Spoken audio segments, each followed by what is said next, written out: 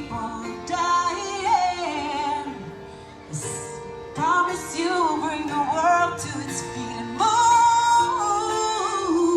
mountain. Bring it to its feet and move mountain. Now rise up, high like the waves. Now rise up, in spite of the ache. I'll rise up and do it 1,000 times again for you.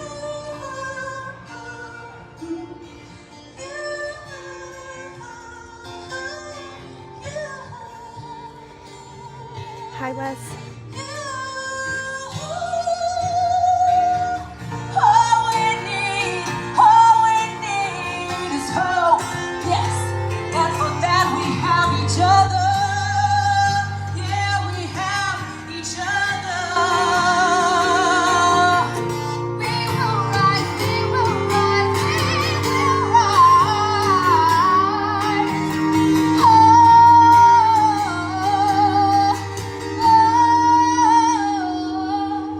And I'll rise up, rise like the day. I'll rise up.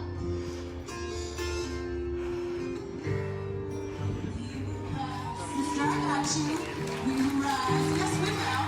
Here that I finally got hired. Rise up, out of the days. We'll rise up. It's part of the ache. Do 1,000 times again. Yes, we will. For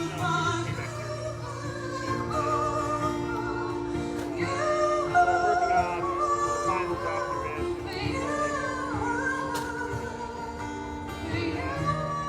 Revenue-wise, is what being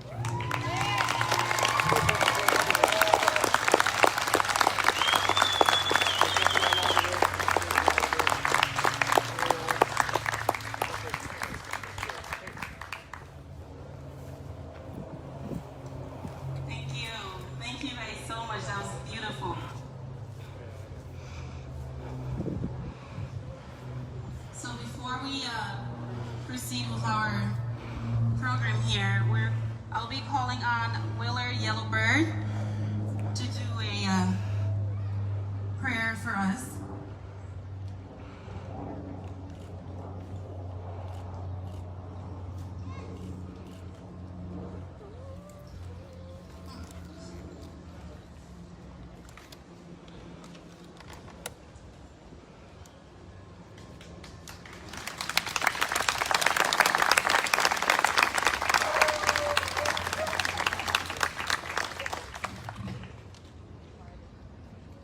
Hi, my name is Willard Yellowbird.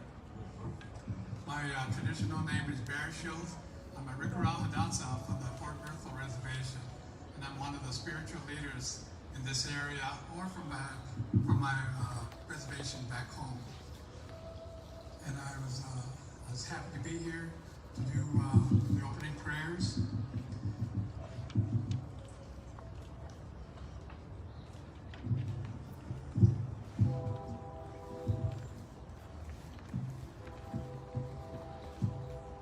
There you go. To all my relatives and friends, today we are praying in our own way for all our people of all our color. We were taught that we were the caretakers of Mother Earth and we must stand together as one soul, one spirit, and one voice. Today I offer this prayer to all who can't be here today, but who are here in the Spirit. As we pray today, this prayer together, we all become as one voice in the Spirit. A French philosopher once said, "We are not human beings having a spiritual experience. We're spiritual beings having a human experience." If you look around, look at the different colors of our people, of our races. Do you realize that when we all cross over to the spirit world, there's no color? We're all holy energy in that spirit world. Just on earth, we see the different colors. That's because our spiritual energy of our spirit that comes from the Creator or God is not strong to overcome the difficulties of the body. Our body is the one that makes us feel that hatred. Not our spirit. Our spirit is a holy energy, just like our soul. Creator, whose voice we hear in the wind, whose breath gives us life to all the world. Hear us, for we need your strength and wisdom. Let us walk in your beauty and make our eyes behold the red and purple sunset. Make our hands respect the things that you have made and our ears sharp to hear your voice. Make us wise so that we may understand the things that you have taught us. Creator, hear us, for we are all your children. We come from the four directions of Mother Earth throughout the world today. We ask our ancestors to find us and stand with us in prayer, to feel our tears and to witness our prayers for our people. Creator, we thank you for the lessons that you have taught us in patience, generosity, compassion, and the love for one another. You have taught us to feel your warmth, healing, and love in the spirit of the universe. Creator, have pity on us. Stand beside us once again. It was said, when we pray as one soul, one spirit, and one voice, you stand with us. Creator, we come from the different spiritual paths, but we all end up on your sacred road, and that's to help our people. Today we have concerns for our people, and we ask ourselves, how could we bring harmony to all the people, to have hope, to be kind, gentle, patient, and humble? Creator, what we have learned in these past few days, that the more we become aware of the spiritual relationships to you, the greater need is the ability to help. But still the greater need is the responsibility to help our people. Creator, what is seen here today are brothers and sisters who are all on a spiritual journey. Some paths are worn, some paths are new. But we all come and follow your sacred road to help our people. Creator, please give us the strength and the blessings to use our talent on how to deal with this changing world in a good way. Let our growth here today embrace our social vision and our mission to understand the journey of all our people who are all living in this changing world. There are tough times ahead, Creator, but give us the strength and the courage and the wisdom and the understanding to help your children make it through the struggles and to send our spiritual strength to all the people. Holy Father, above we bow down to you. You alone are holy. You, everything in this whole world, you are chief over all. I thank you for listening to our prayer and standing beside us once again. I'm asking you this day to give us your blessing and watch over all my relatives, friends, and people today and all days, and to keep them safe. I ask that you heal their soul, heal their spirit, heal their body. We humble ourselves to you. Bless us today and all days.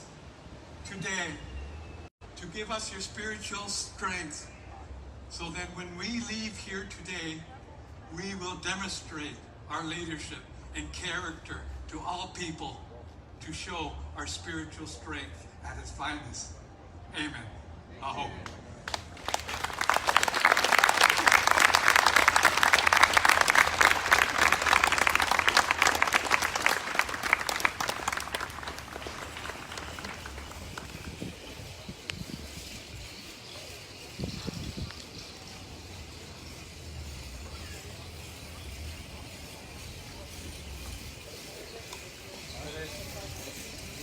If you brought your flowers with you today, can you please hold it up for me?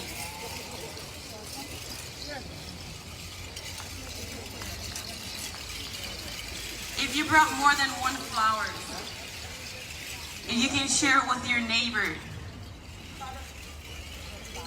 Cut it up, break it up. Someone that does not look like you. We'll give you guys a moment to do this peacefully.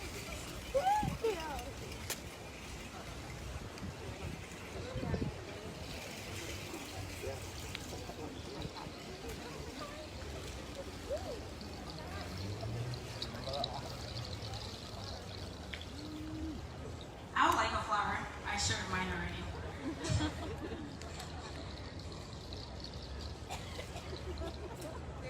There's a lot. There's a group of women just sitting here waiting for someone to bring them flowers right in the front. Those lovely women right there.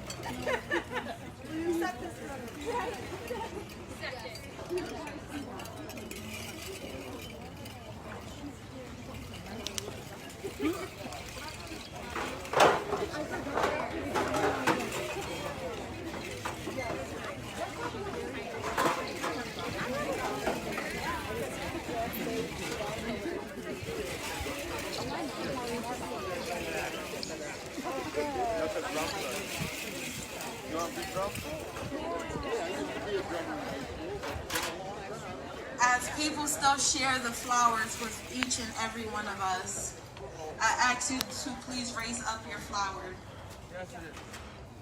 This flower is a monument and a representation of today is Breonna Taylor's birthday, and also the celebration of life that took place yesterday as they laid Mr. George to rest. As you guys look at the flowers that is in your hand today, we want it to be a representation to always blossom out and reach out to your neighbor.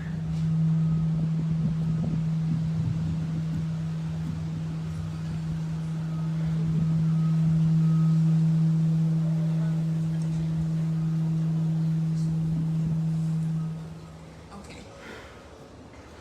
This flower is a representation to always reach out to your neighbors and ask them how are they doing regardless on how they look, what background they come from, and what religion that they share. We ask that you look at this flower and remind yourself of the change that you want to remain. A flower dies in the winter and springs back up in the springtime, always waiting to share its roots with others. Let's be a representation with that. This flower is a hope in Fargo, Moorhead that change will come. We're not hoping for change to come. We know that change will come because we can no longer sit back. All right.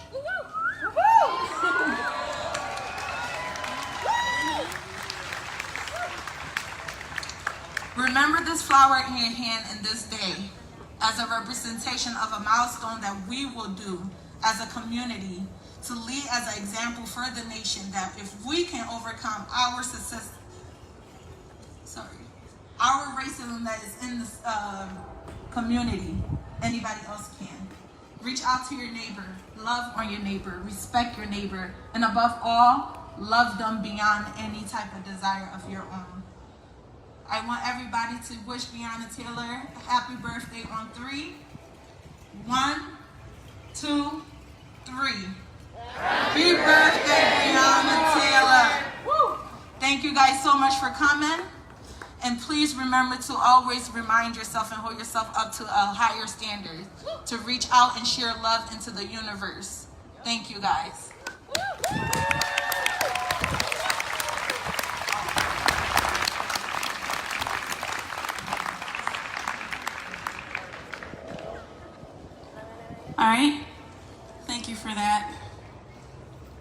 Next, we'll be calling on Joseph Lewis.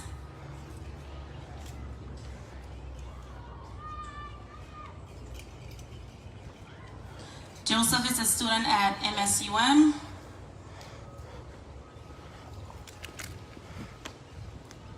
Thank you.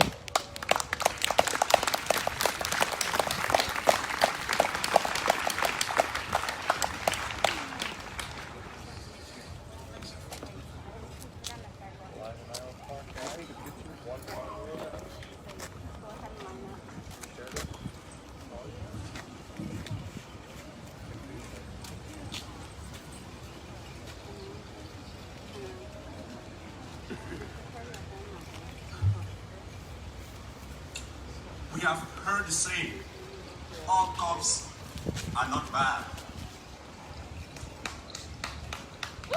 Yeah. We have all heard the saying that in fact, there are only a few bad apples. Honestly, as a black man living in America at this current moment, my question always is, how do I know the one approaching me is not one of the bad ones? As diverse as we pride ourselves as a community today, I simply ask a simple question. Why aren't there many black cops as our white cops? This line of question, of course, we do know and acknowledge that demand answers from our leaders, both nationally and locally. And that is part of the reasons why we are here today. The reason for this gathering today is to continue to have conversation and demand social justice for the murder of George Floyd.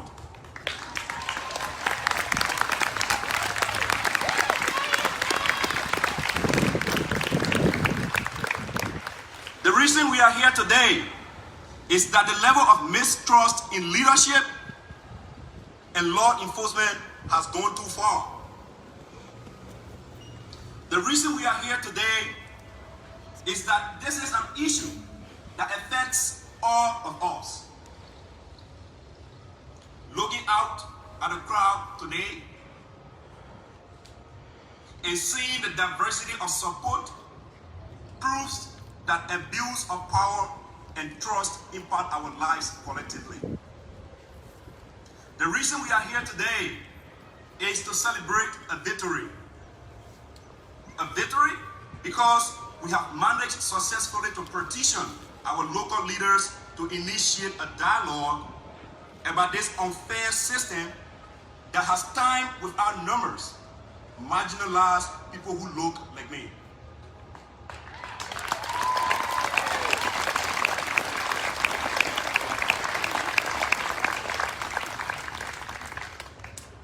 To our local leaders,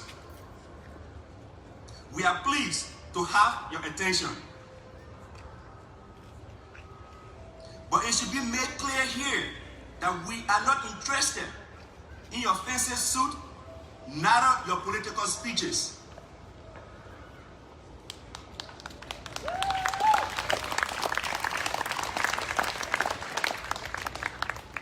We invite you here today because we have real issue. And you should listen. We have had the need of systemic oppression on our neck for too long.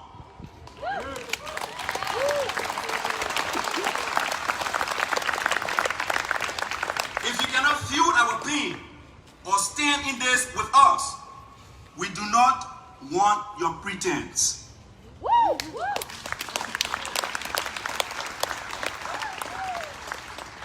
Last Sunday, the city of Fargo held a press conference to address the unlawful protest and destruction of property. I do not understand the policies, procedures, and manner of law officials. Obviously, I'm new to the United States, right? But no one member of law enforcement of leaders reached out or contacted us about this press briefing. No one invited our voice to be heard at the Fargo press last Sunday. Thank God Jonathan George was invited. Otherwise, George Floyd's name would not have been mentioned for once.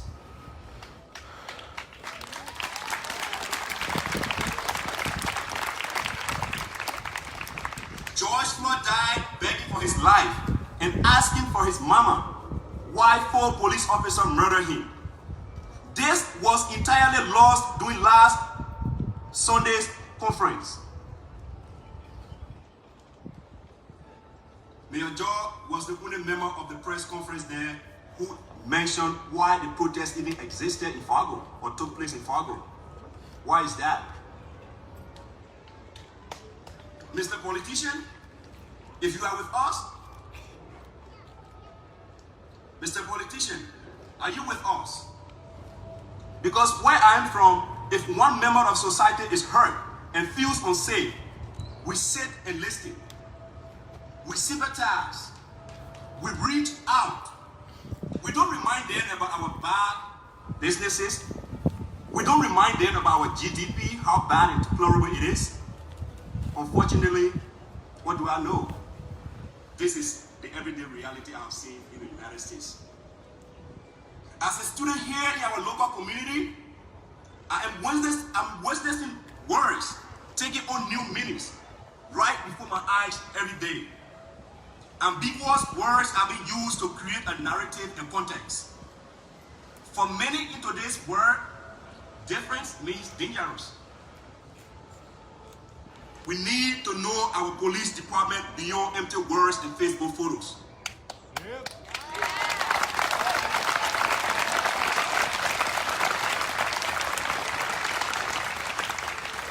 We need to see actions from our local leaders when all voices are needed at the table.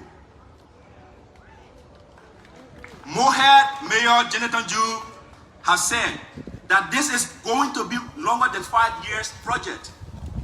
He's all right. Let us look at the gallery. Let us look at this gallery as a first start to building a culture of love, tolerance, justice, equality, and equal representation at all levels.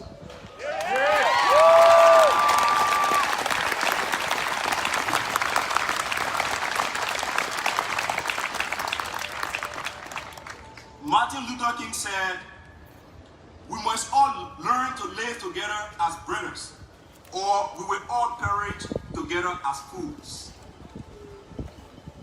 I am proud of how far we have come as a community, but it should not be lost on us that we still have a long way to go.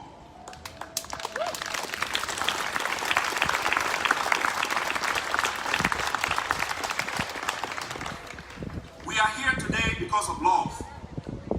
So many of us standing together have never met each other or seen each other before. I can't even remember how many people have said hi to me. I don't know. And I'm very terrible at names, by the way, so keep it up.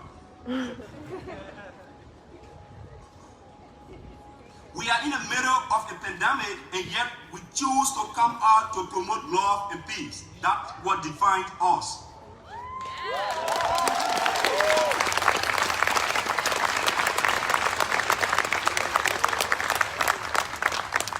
In conclusion, Black Lives Matter stands here today for everyone who has been on the receiving end of police abuse, be it physical, emotional, psychological. We stand up here today for everyone who feels they do not have a voice against the broken system. We stand up here today for all those who understand what it means to be arrested for simply driving white, black, or brown.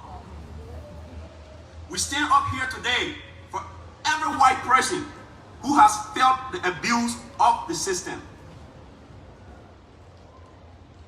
So we reach that point where everyone feels safe, everyone is treated equally, then we we can successfully say all lives matter. We choose to stand for all this. We choose to stand for all this because injustice to anyone is injustice to everyone.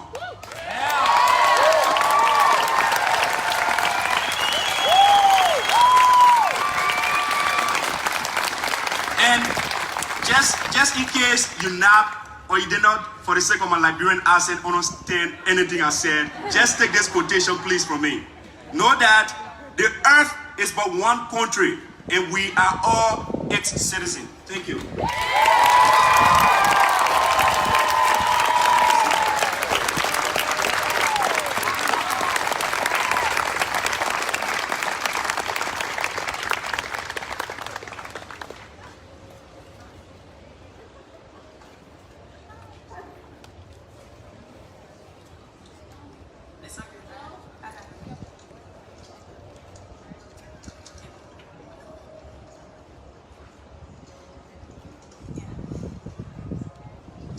That was very powerful, Joseph. Thank you for that.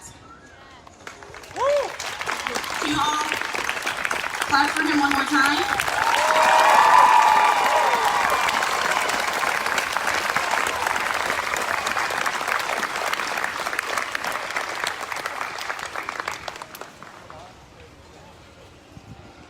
At this time, we ask that everybody please take a knee with your fist in the air to represent the Black Lives Matter, please.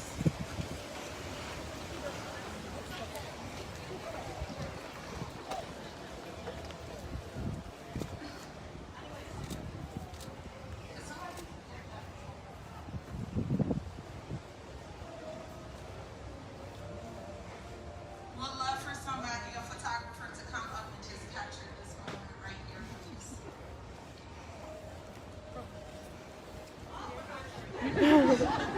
I don't think we can fit everybody, but we can capture this moment. So turn your camera towards this area.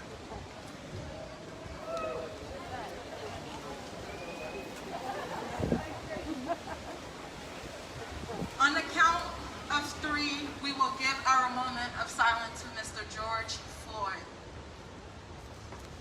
1, 2, 3.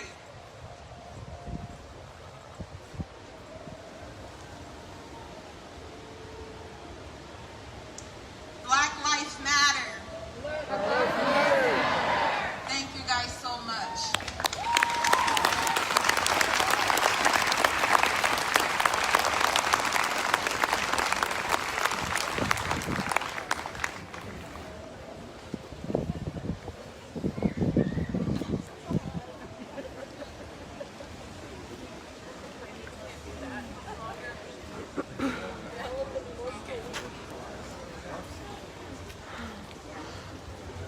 Thank you, everyone.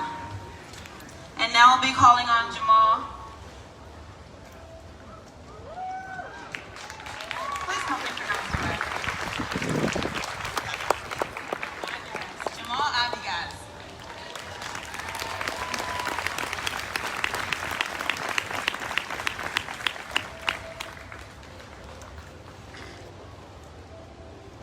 Thank you. My name is Jamal Abigas. I am here as a member of the Red River Valley Democratic Socialists of America. I'm more than happy to work with the organizers for the Fargo marches for George Floyd here in the group that runs Market Coast and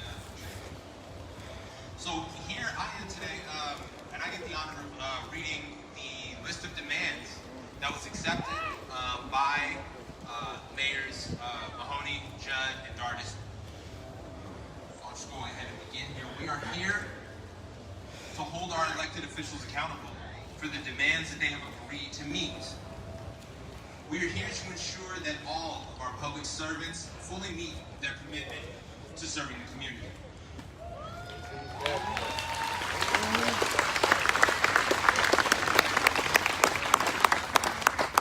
Now, these were drafted prior to events which we all know have been changing rapidly here. Our first demand was for Mayors Mahoney, Judd, and Dardis to call for the remaining 3 officers responsible for George Floyd's murder to be arrested and charged.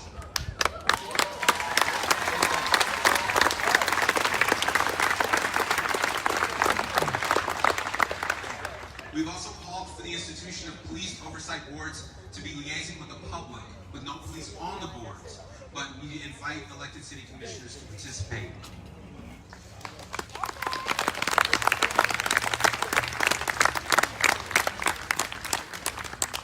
We are calling for equal representation for minorities on local city boards, with specificity, those boards related to housing, health, and public safety.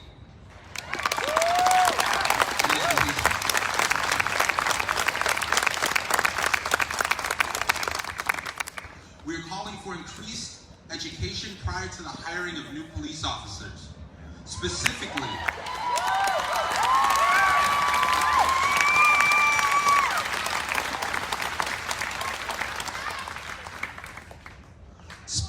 a requirement that new hires have completed 16 to 20 hours and or a minor from an accredited university in an area of study related to cultural diversity, relevant to the racial and ethnic demographics of each of the cities.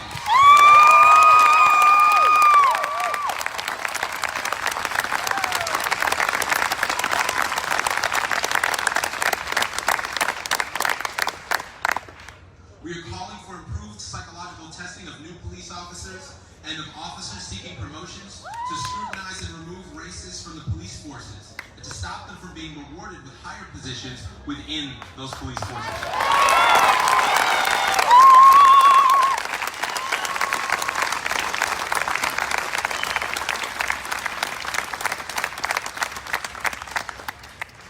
And we are also calling on the cities to engage in education for new Americans coming to the community, to inform them of the laws and the resources which they can expect to find in our Fargo-Moorhead communities.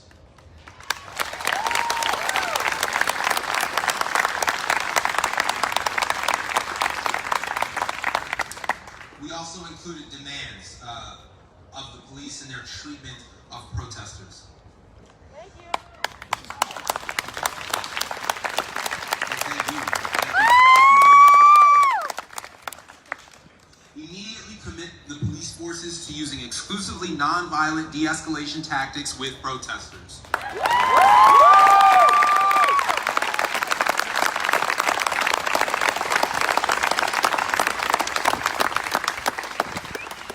To stop using tear gas, rubber bullets, and warning shots to terrorize protesters.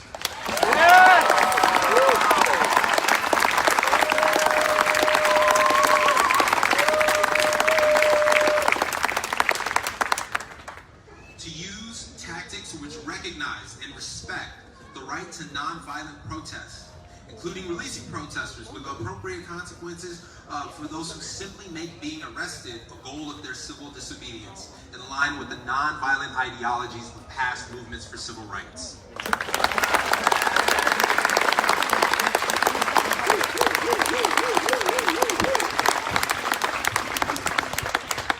We've also called for the cessation of surveilling activists and elected officials in the Fargo-Moorhead community.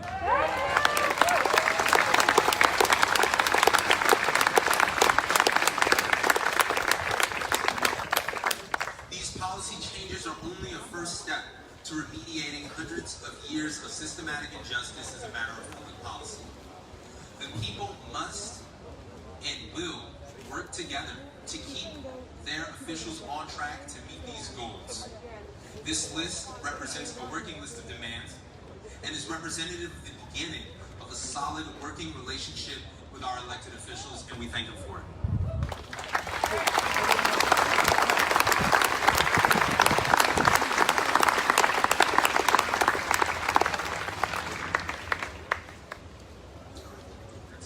That wraps it up for me, everybody. Thank you very much again.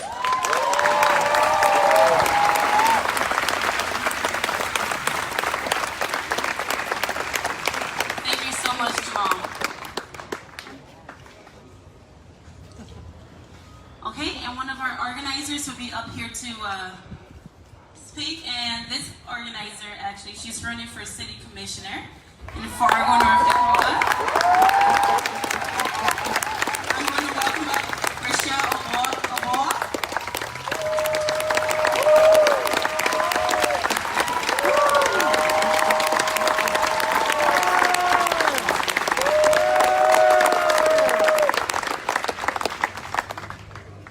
I just want to say I am so proud of my community right now. And I just let's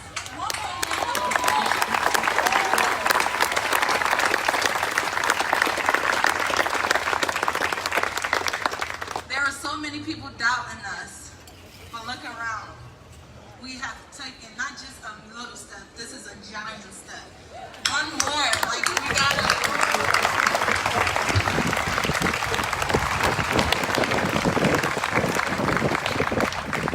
Let the FM area be a reflection of what the best to come and representing the U.S. Let us be the lead innovators of a great change to come. As I start today, I definitely want to say thank you guys for coming out and supporting us. From day one, those who was privileged and those who have had a voice have reached down their hands and helped us oppress Black people and indigenous people up on the pedestal. And we say thank you guys. Thank you guys so much.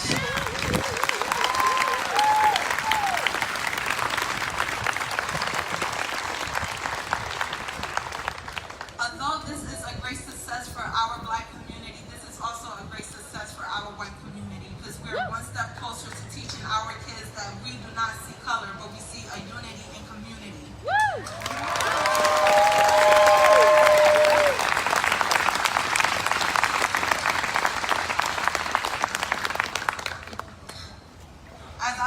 As we post this week, I reflected on the protests, the riots, I will mention that.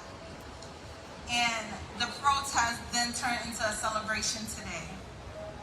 I know a bunch of you came here with your own concern on, is this change really gonna happen? Is this change really gonna happen? Is it? And it's up to us to hold our law officials accountable for this change.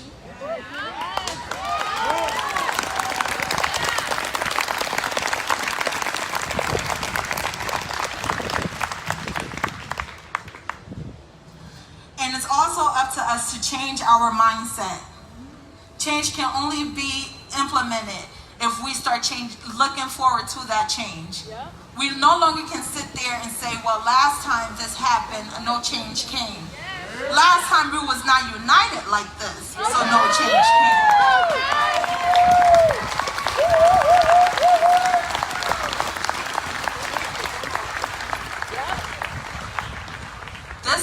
This goes to show that the people are the true foundation of what they govern. So when we speak for justice, they have to listen. When we speak for change, they have to listen. And when we show that we will not back down, they have to listen.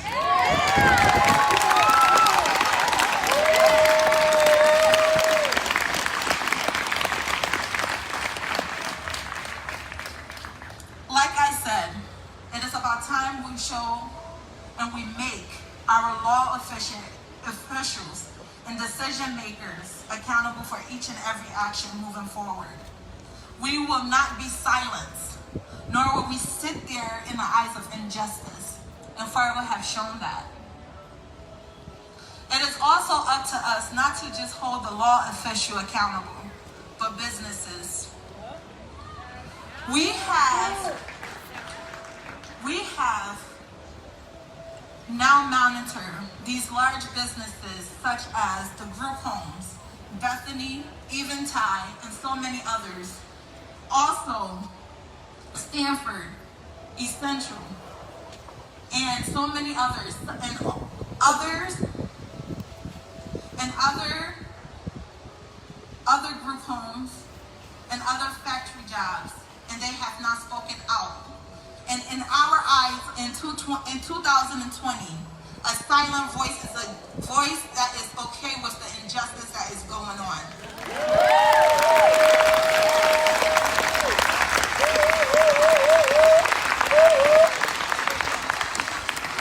Majority of these large corporations, such as Window Integrity, have a high base of immigrants that work with these companies, and high immigrants that work with housekeeping and helping with our contributing and helping with our community each and every day. And for them not to talk, doing this monumental movement, doing this historical movement, we will not stand for it. Because we cannot take any type of injustice, not into our society nor into our workplace. So we ask them to speak up for justice. It may not be happening into our neighborhood, but it is implemented when they don't speak up. And they need to be held accountable as well.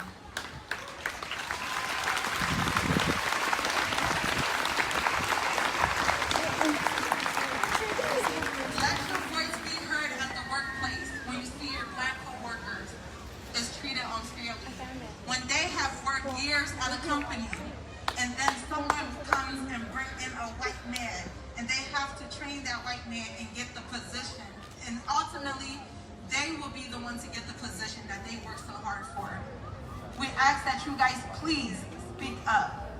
There is so many injustice that is happening in our community, not just in the judicial system.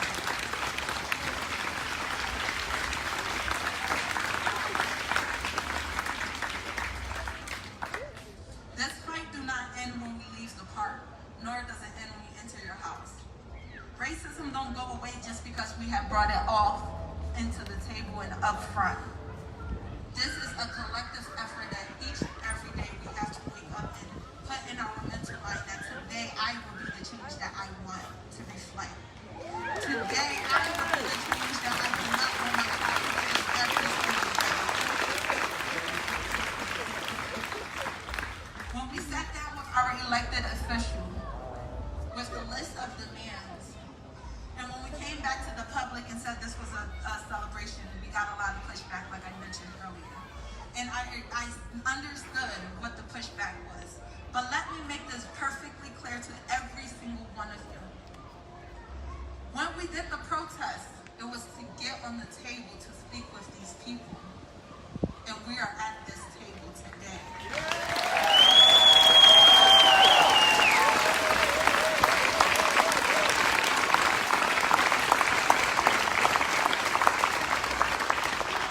Let's put that on the table so everybody is aware of that. Our voice will not be silent. We will not be complicit. We will not forget our agenda and the main reason that we walked that 13 miles on Saturday. Blisters and all.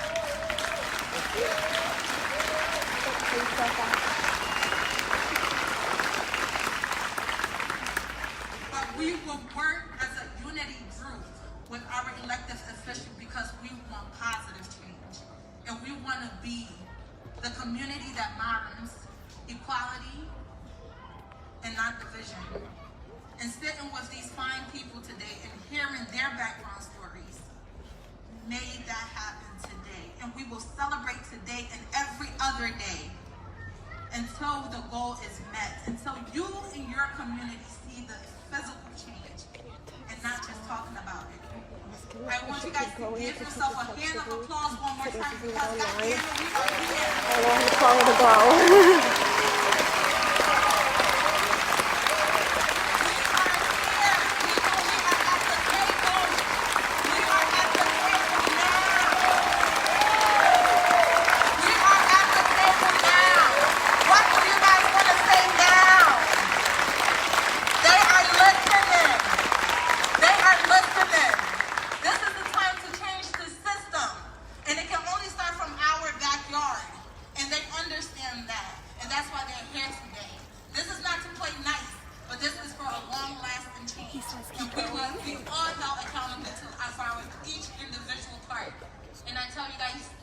Thank you to the chief that is here. He has worked so hard.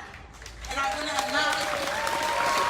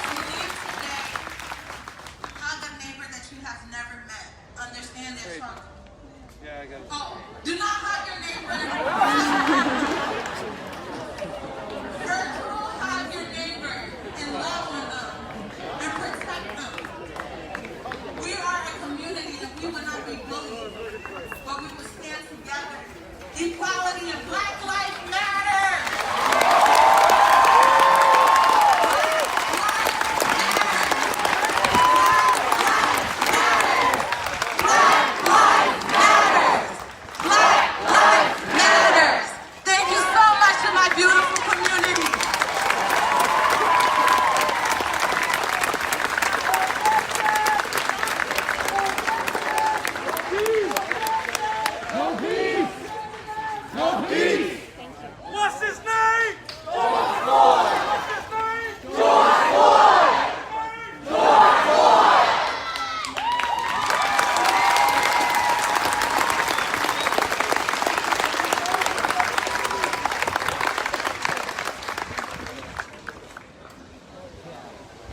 All right, we have one of the representatives in the House at the park.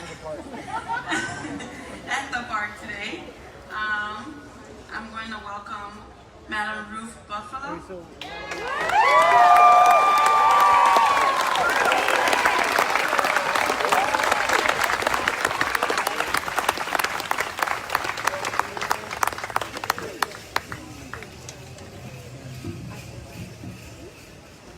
Hello, Fargo.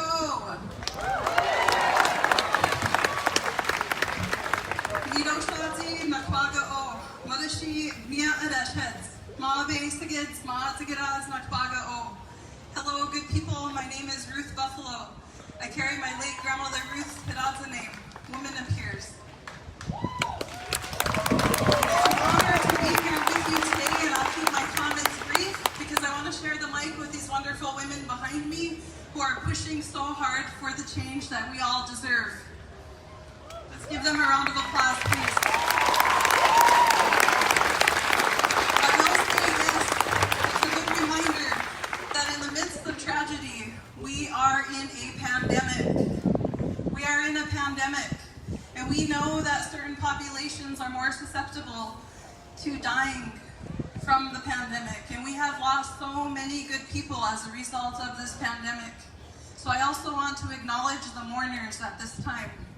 I also want to acknowledge the mourners of the police officer who lost his life in Grand Forks. I also want to acknowledge the 2 Air Force people in Grand Forks who lost their lives recently. So it's so important that we acknowledge our mourners because there is so much pain right now and suffering. People are dying. Jeremy Kelly. And Jeremy Kelly, yes. Jeremy Kelly. So the purpose of coming here today is to prevent further lives from being lost. Like this medallion that I'm wearing, it has red, yellow, black, and white. And our teachings tell us that we are all related. We are connected. We are connected to this land that we stand on. Island Park has a very cultural, spiritual significance to a lot of Indigenous people. And it's important that we acknowledge the land that we're standing on to that end. The land of the Anishinaabe people, the Dakota people, and the Mandan and Hidatsa, who also roam this area, the Lakota people. And we mustn't forget, because until we come to terms with our true history, we will end violence. We will stop repeating a history that many of us have survived from. And we are all survivors. Every single one of us standing here today are survivors. All of us are survivors, so give yourselves a round of applause. We have to work together. We have to work together. So with that, I'm going to end my comments and turn it over to these wonderful women behind me. But I want to say, let's not repeat history. Let's do better. And it starts individually within each one of us. Each one of us has a personal responsibility to keep ourselves safe during this pandemic. But I would also like you to think of that in terms of race relations. We each have a personal responsibility to educate ourselves, educate each other, have those uncomfortable conversations, dig deep through those uncomfortable truths, and come out stronger than ever. Ma'atsigirat, good people. Thank you.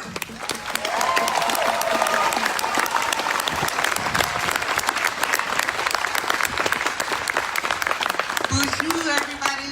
My name is Tracy L. Wilkie, Wabishki Gawiden Ikwade, which means white north wind woman. This is the ancestral home of my people. Welcome.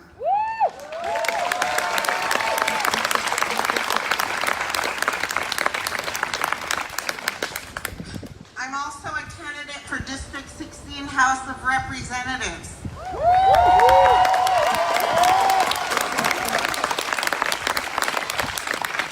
6th of 2018, I stopped my job of 20 years working in the criminal justice system in Portland, Oregon. I joked saying that I wanted to figure out what I wanted to do when I grow up, and now I'm back home in politics. It seems weird. I was born in Fargo 52 years ago, but I was raised on the Turtle Mountain Reservation. But I know who I am, and I know my purpose, and I'm here today to continue.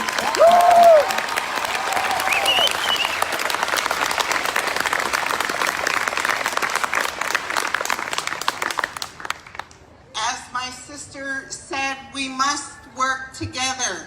We are all in this together.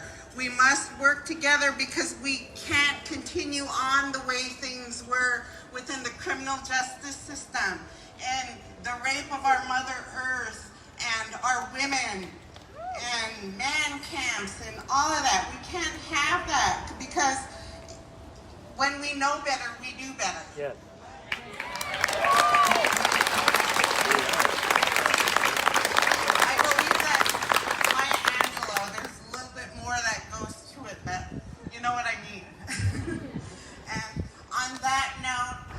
Will pass the mic on to my sister.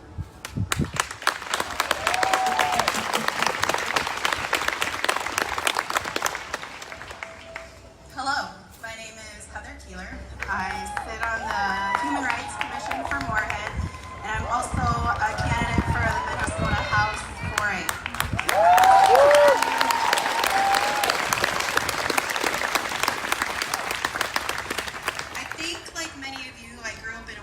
That I didn't see people who looked like me in roles of leadership. I didn't see that in my law enforcement, I didn't see that in my teachers, I didn't see that in the bankers, I didn't see that anywhere. And subliminally that told me I didn't belong there. So when this seat opened up and I thought, should I do it, should I do it, should I not do it? I looked across the river and I saw, well, Ruth did it. I might as well try.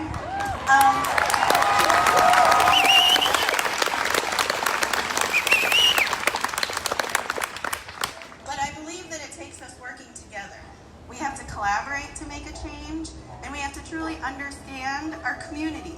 We have to hear each other with open hearts and open minds, and we have to hold each other accountable. It's one thing to just sit here and listen, but we have to continue with action. We have to have leaders that look like us, so I'm telling you, if there is even a thought in your mind, run. Run for something. Yeah. Run for school board. Run for school council. Run for state level. Run for national level. There is no boundary. We belong here. We need decision makers who make decisions through our lens of life. I am so proud of this community. I am proud of the class that we have had in the middle of anger and hurt and frustration. And I think that the communities around us are watching us. And they're looking up to us, and I am extremely proud of the organizers and the work that y'all have done, and the voices that you've had.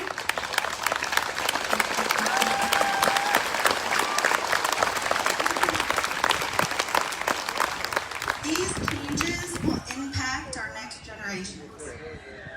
Our kids deserve to be seen. My kid deserves to ride his bike, to play basketball, and not worry about a thing.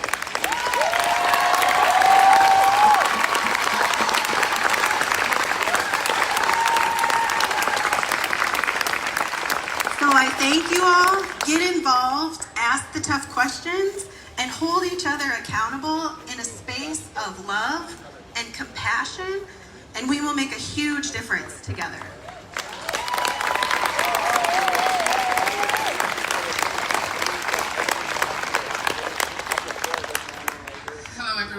My name is Tanya Redroad. My spirit name is Vadavanaque, which means early morning light. I guess the only thing I really want to say, I want to say thank you for everybody coming out and showing up, and I want to thank everybody who, when I put the call out, I was kind of having a hard time, and I will tell you, as a family who has a lot of mixtures and blends in our family, I mean, I'm Native American, African American, Irish. I mean, I don't get to be prejudiced. I'm sorry. So when I think of my children, you know, they're looking at me for that guidance, and I don't know what to tell them because I don't want them to hate any part of themselves. I want them to love every part of themselves because you know what? That was love. Our ancestors, they came together, and I think about some people who maybe are, over the years, would probably get in a, you know, they got a lot of grief for mixing, and so I think that it's a pretty good love story when I hear all of the blending and all the ways it came together for us when we came to a lot of different blends. So I think for me, my children, I think of them the most. I just think how much they're watching. Our kids are watching us. Let's show them that we can come together because I don't want anybody to feel a part of themselves is wrong.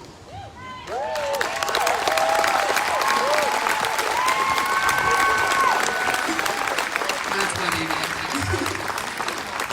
And then I just also want to say thank you for all these jingle dress dancers for showing up and coming out. Well, and just the Native community, I know so many are kind of wondering how they could show their support and solidarity, and they did. They showed up, they said, yes, absolutely, we want to do this. So I want to give a big shout out to our jingle dress dancers. It's a dance of healing, and I want them to be recognized.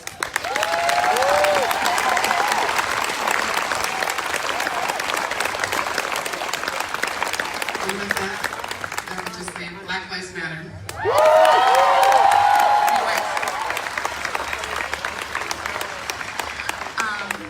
Bonjour, Babi Twigijik Ukwe Indigenakaz. My name is Amber Matson, and my spirit name is Between the Sky Woman. I wasn't planning on saying anything today, but I am absolutely just loving all these beautiful faces here. I want to say that you guys are all amazing. I'm piggybacking on what everyone else has also said. My grandmother, you know, I watched her my whole life, and she fought for so many injustices in this community, and it's just beautiful to see so many other people bringing light to bringing our community together, being unified, trying to understand everybody's differences or even similarities, and just loving one another. Love is such a great thing. My grandmother was Gladys Ray, who a lot of people maybe have heard of her. She was a beautiful, beautiful soul, and she's just shining down right now at all of us. I just also want to say that I'm glad to be here as one of the Jingle Dress dancers. We're all here to offer healing and support, but we're also, when we dance, we also are communicating with our ancestors that have gone before us. They're all coming down with us, and they will all be here with us in this moment. So I just want to say thank you, everybody, and you're all beautiful.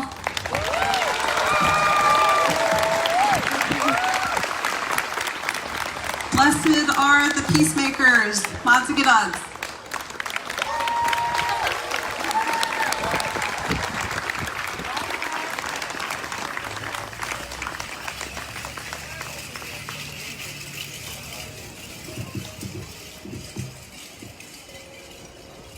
As we can see, we all look so colorful today. This isn't just a Black Lives Matter movement or Black people problem. This is not just a white people problem or Native American people problem. It's all of our problem. If it affects one person, it's going to affect all of us. We must all stay in unity to make our home, our place, our city, our community safe. Because we organized this program, I didn't want to just focus on the police, on the justice system. I wanted to reach out to the educational system. I wanted to touch base.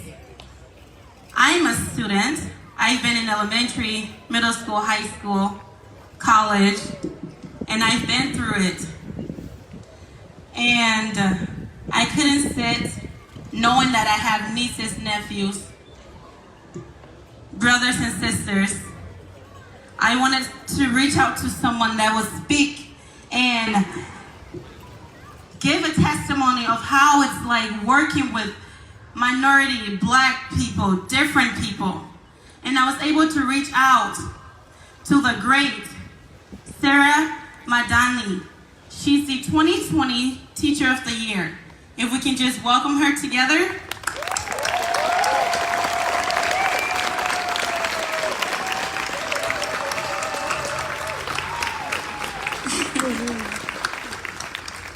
I'm sorry if I pronounced your last name wrong.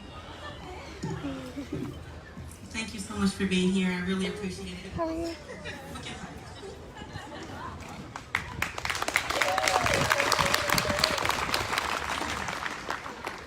Hello, Fargo.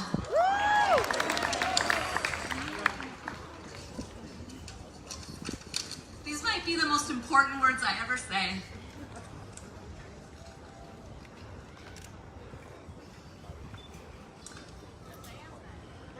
As 2020 North Dakota Teacher of the Year, I made a promise to be an advocate and spokesperson for teachers and students. Are there any teachers here today?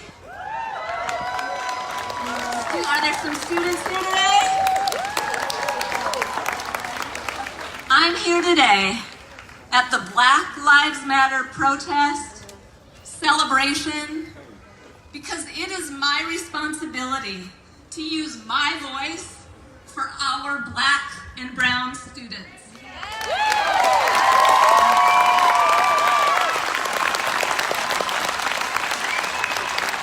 As an educator, I'm sick and heartbroken over the senseless, tragic deaths because of the color of a person's skin. I do not pretend to know what black people experience, but I do know that we need to spark critical reflection and honest, ongoing conversations in our schools and communities.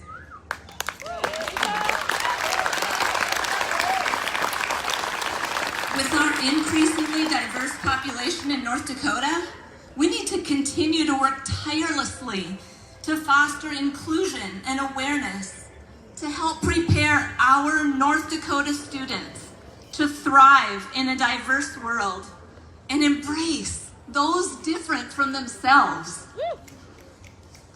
Our children, where are you children in the group?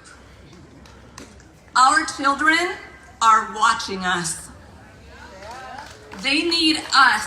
They need to see us making a conscious effort every single day to become the change. To listen, to learn, to act, to love. George Floyd. Say his name with me. George Floyd. George Floyd was a son, a brother, a dad, a friend, and he was a former student. No teacher ever wants to hear about the senseless, tragic death of a precious student because of the color of their skin. It's heartbreaking. George Floyd's life mattered. Every black life matters.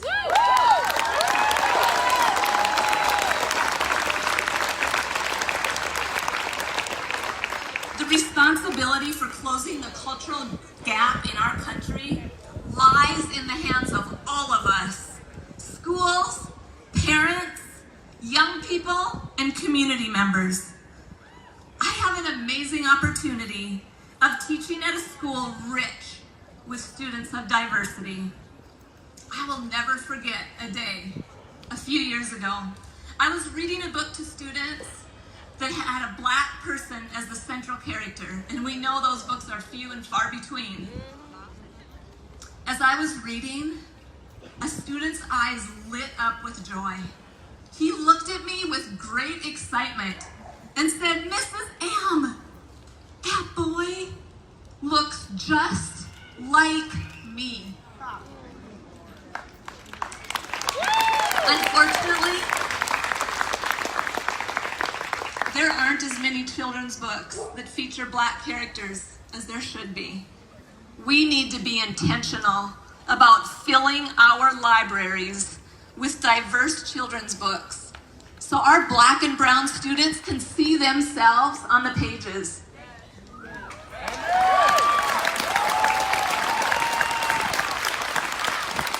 When kids see characters who look like them in books, they feel empowered and believe they can fulfill their dreams.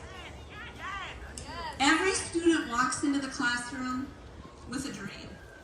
As teachers, it's our job to engage with students, to get to the core of their stories, and be empathetic advocates for them and their cultures.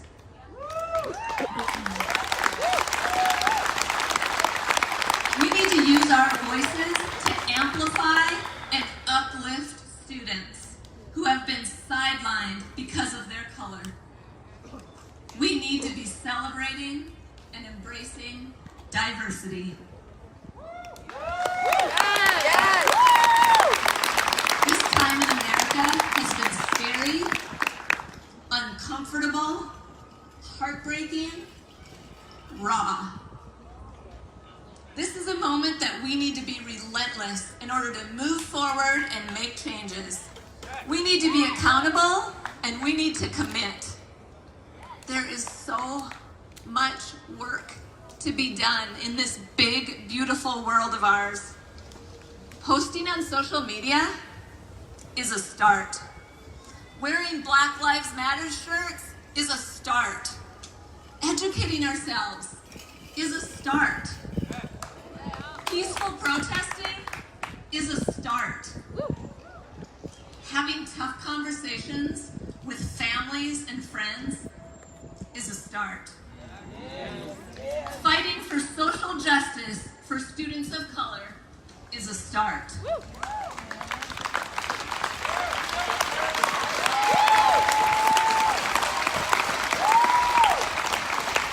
We simply cannot start with all of those things and then tomorrow, next week, next month, next year, forget about what we started.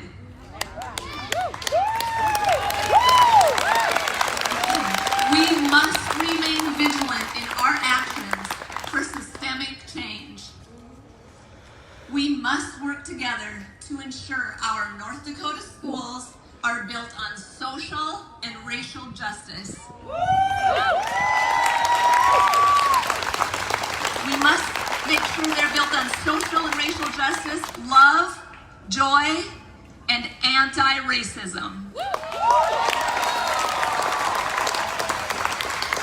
We must continue to come together like we are today, to peacefully protest, to virtually hug, or real hug, we gave real hug, to cry, to listen. Students, I love my students. And I don't want any of my Black or brown students to die like George Floyd and so many others.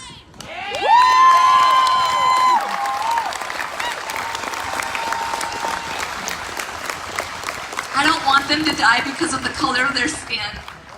We need to use our voices now more than ever and lead this movement with empathy, compassion, and love.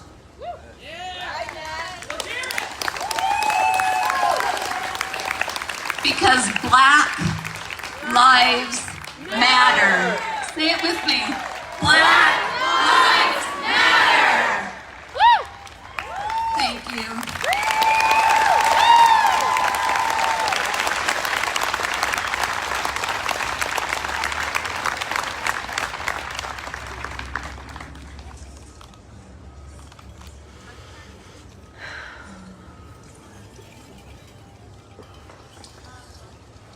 Thank you so much, Sarah. We'll go ahead and call on Mayor Jude. Woo! And he's the mayor of Moorhead, Minnesota. Mayor Jeff, we're sorry. Mayor Jeff.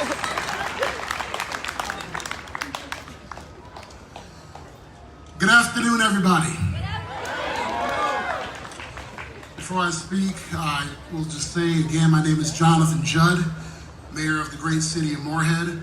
My pronouns are he, him, his. And also like to acknowledge we are standing upon indigenous land.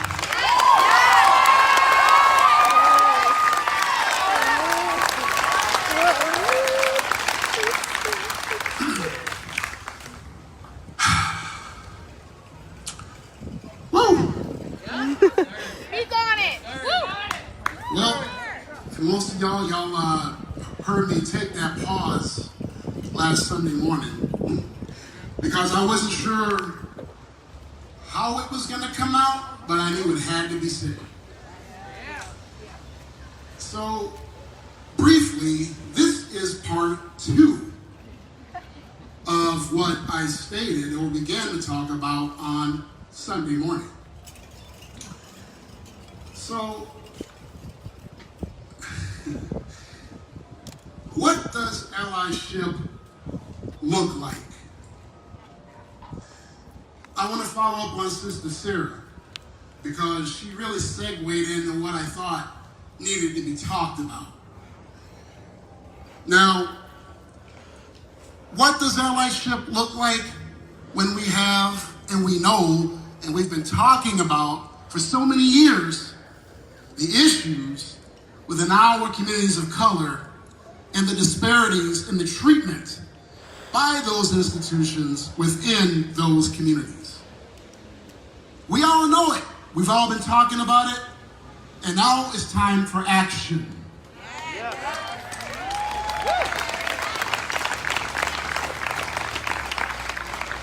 What does action look like? That's the big question, because we have a variety of opinions about what that action should look like. But here's the deal. Conversations are great, as long as you're listening and you're not trying to talk over the other person.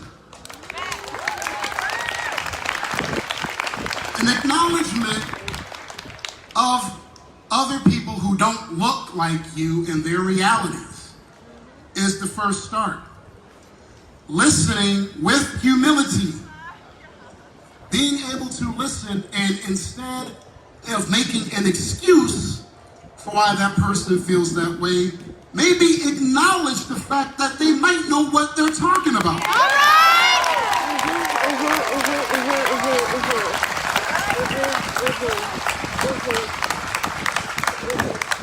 But part of that also, that mutual allyship also begins with a self-examination of how you play into the part of why that person might feel that way or have that experience.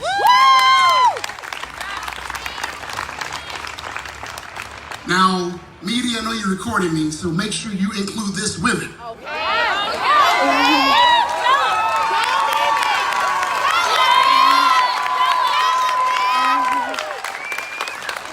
Tell the whole story. Now, what that means is this is not meant for you to feel guilty, because institutional racism is deeper than that. We didn't ask for this, but we all play into it. And that's a deeper, small group conversation in a safe space where we can explain that more and more thoroughly. Okay? But also what you can do in the short term, because I don't want to be up here too long because we got some other people that need to speak too to their truth. But what you need to look at is this. And I'm going to go back to the media for a second, because my brother Wes talked about this, and I'm going to say it for him because I've got that voice to do that. when you start reporting on individuals of color, you got to be careful of how you do that.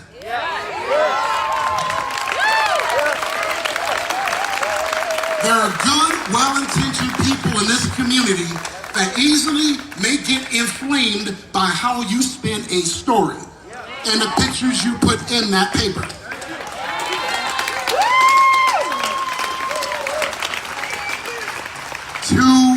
To the educators that are here today, blessed to have you here. Thank you for being here. But you also need to use your influence within that institution to start challenging the curriculum and closing those educational disparity gaps that we know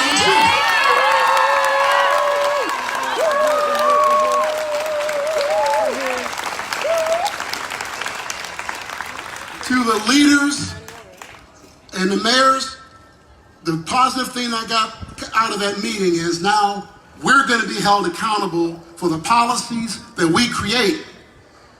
And we have that power to guide policy to make our communities more responsible to those disadvantaged communities that might not have had that voice.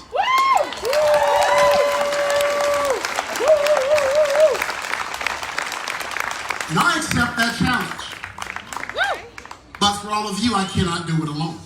The mayors cannot do it alone. You have to be able to speak your truth, and we will listen to you, and we will place value in your story. To law enforcement, this is an excellent opportunity for us to be creative in how we connect and build relationships with the communities that exist within our cities. We heard you. We're going to look at innovative ways to increase the diversity, not only within the city and our administration, but within our law enforcement realms. We will. We're going to build those relationships and hold us accountable when we don't. That's how you get your power and you strategically work your plan. And final, I will tell you this.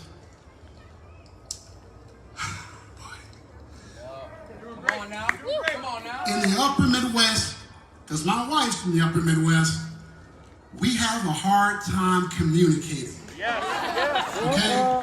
And that's okay. We gonna work with you on that. Okay? Where I'm from in my family, we just say it and we deal with it and we work through it and we build and move on.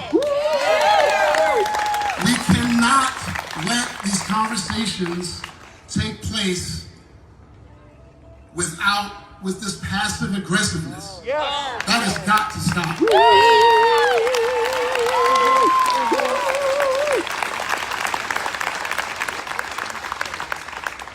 We will do this together. We will do this as a region. We will do this as a community. God bless each and every one of you. Thank you for being here. And hey, Black Lives Matter, right?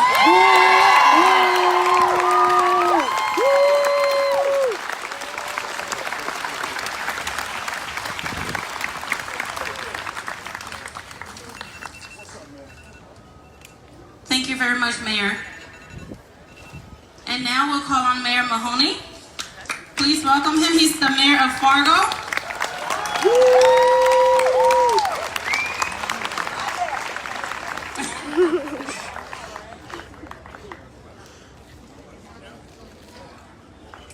Okay, one more thing. We do have drinks and food and snacks back there. It's free. So please help yourself.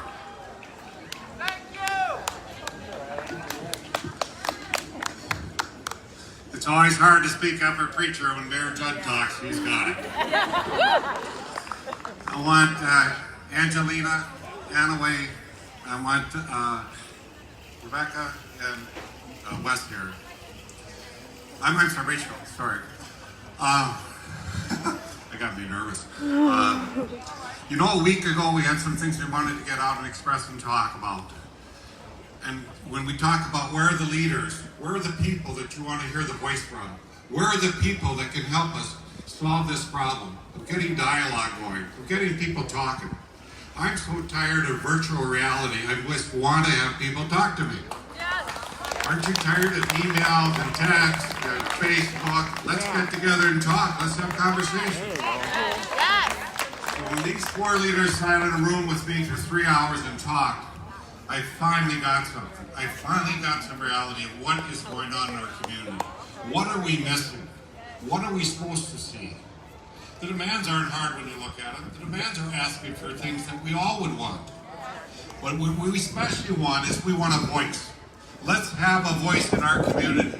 Let us stand up and let us tell the things you need to tell the leaders to do. I asked legislators to come today, I asked leaders to come today, I asked the governor to come today. They want to listen. They want to know what you want done. Now the thing I want to thank George Floyd about, is he brought us together. We have never done anything like this that we did today. And when I asked Wes, we said, we want something we're proud of that the country can look at and know that Fargo, Moorhead, West Fargo is a community you want to live in, you're listened to, and you're hugged sometimes. Because we want to be an embracing community. We want to be the community people want to come and live because they know we love each other. We had a meeting yesterday with the policemen, and they have children that they work with every day and try to make their lives better. And what they said is, we want to put love on you. We want to put love on you. And that's what this community needs to do.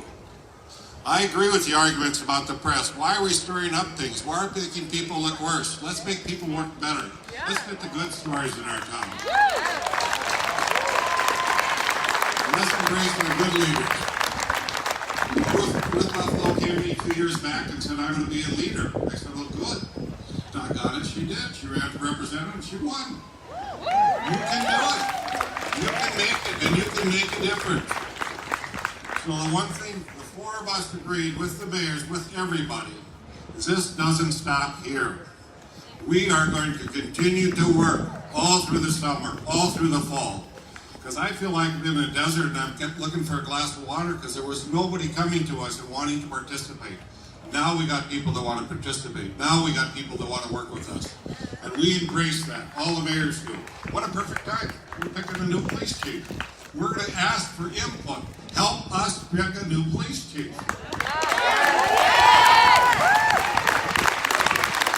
Bernie Dardis was going to pick a new police chief. This is a time for change. What a great time for you to be here. And I'm sorry, but you're going to have to give me input. You're going to have to talk to me. You're going to have to come see an old guy in my little place, huh? So, the other thing I'm so proud of today, to the community and all the people that came here today, you showed the world we can do it right. I had trepidation getting up this morning, and we've all talked about this. We wanted a demonstration of peace and love, and that we can get along. And I tell you, I could never be prouder than I am at this moment. So thank you, everybody.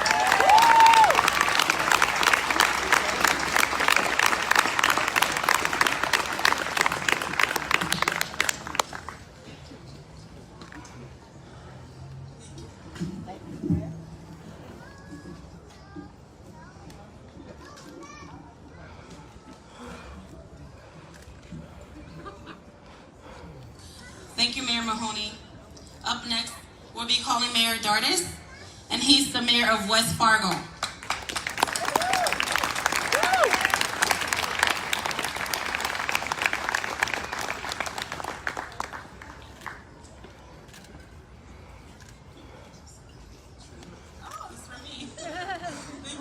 Good afternoon.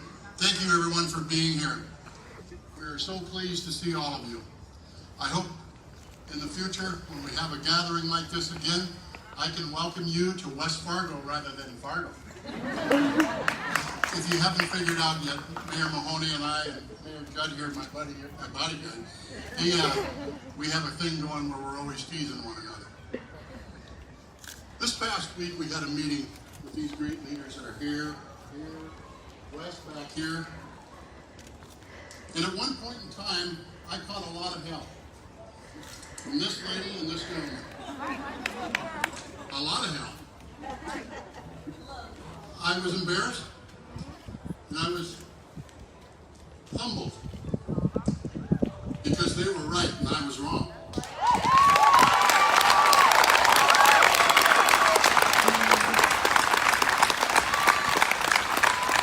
This guy behind me, when you take a look at the two of us, you might wonder what the difference is. He wears a shorter sports coat than I do.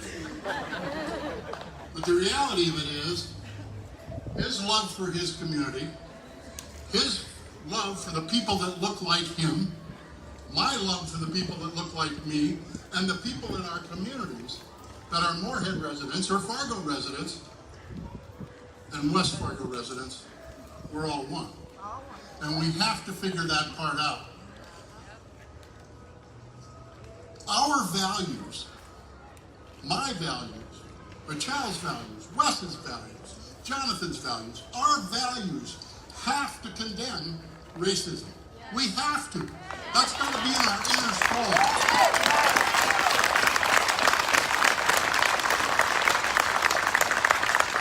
But we have to be compassionate with one another. We have to live with one another. And we have to love one another, which I've heard that word many times today. And that's the fact. So as we move forward, the City of West Fargo, my fellow commissioners, there's a number of them here today. The part I loved today was I was walking in, I saw the Moorhead Superintendent of Schools here, I saw the Fargo Public Superintendent of Schools here, and I saw Bess Letty, our wonderful Superintendent of Schools in West Fargo. All three of them here. We had the Teacher of the Year that spoke just a few minutes ago. It starts at that age. I was with my grandson this morning. He's 7 years old. And he said to me, "Grandpa, where are you going?" He wanted me to take him fishing. And I said, "I'm going to a rally." And he said, "Well, what kind of rally is it?" He's 7 years old, smart kid. Of course, he's my grandson. But he wanted to know what type of meeting I was going to. We had the TV on. They were running a replay of George Floyd's funeral. So how does a grandfather explain to his grandson that I'm going there to honor a man that was tragically killed, to be among friends, that I can't be with him fishing? And I said, this is more important, Harrison. I have to go see these people and I have to talk to them.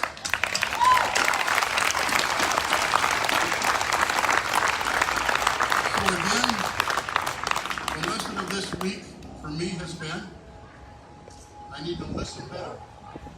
I need to listen more. I need to rely on friends like Jonathan and Mayor Mahoney.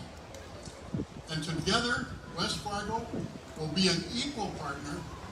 And as competitive as the three of us are, I'll try and be a half a step ahead. Thank you very much.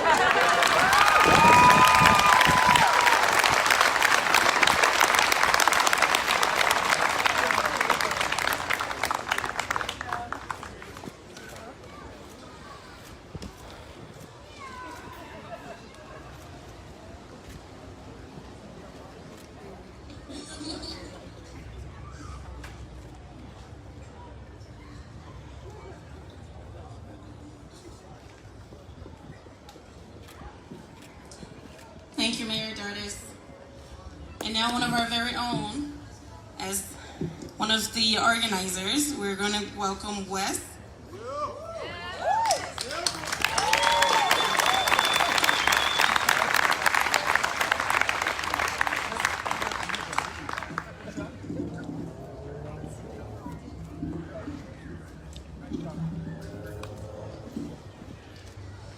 I want to start by saying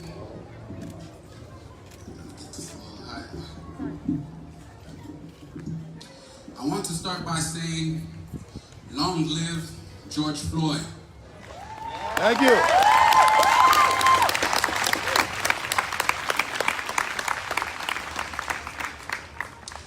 Happy birthday, Breonna Taylor. Yeah.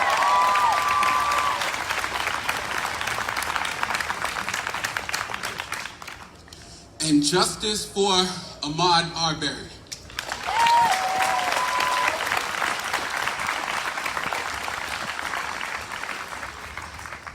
I 100% agree that today should be a day of celebration. But make no mistakes that this will be done with a heavy heart.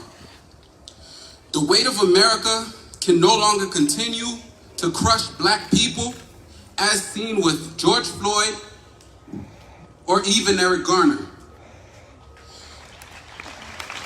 Yeah. Talk to him, man. Talk to him. It's okay, man. Talk to him, man. Right here. It's good. People of color should no longer be forced to wake up to a new dose of trauma with each passing day. The time has come to turn a new page in our history. The time has come to dismantle the system where some are seen as better than others. Amen. Thank you. Amen. Amen. Thank you, man.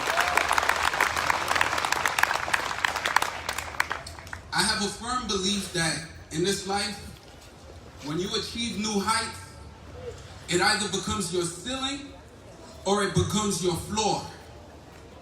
Today is a new height in the history of not just Fargo, but of North Dakota, the place that I have called home for the last 14 years.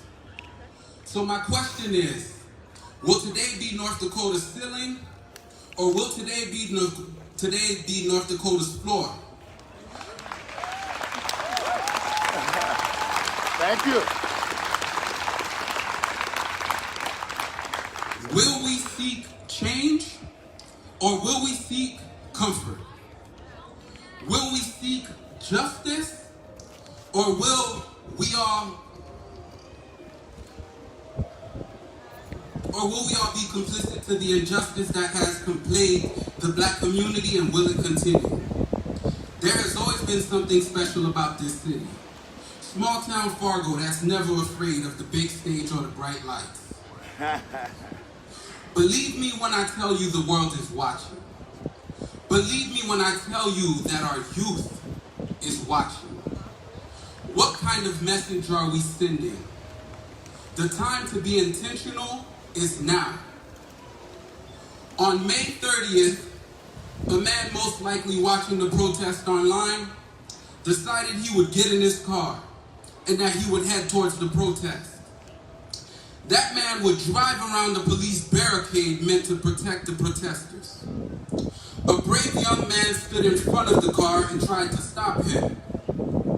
That man would accelerate and strike the brave young man, carrying him on the hood of his car for 3 blocks. The actions of this man is the definition of domestic terrorism. Yeah. Thank you.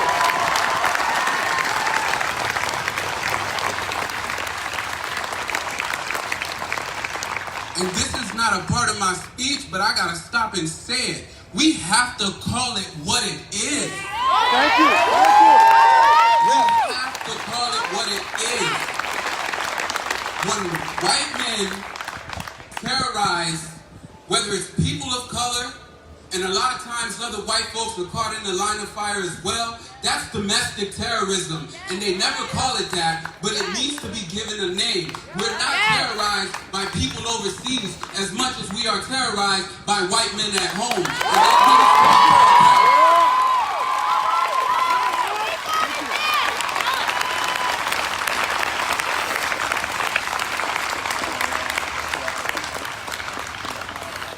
The actions of this man is the definition of a hate crime. The actions of this man is the definition of attempted murder.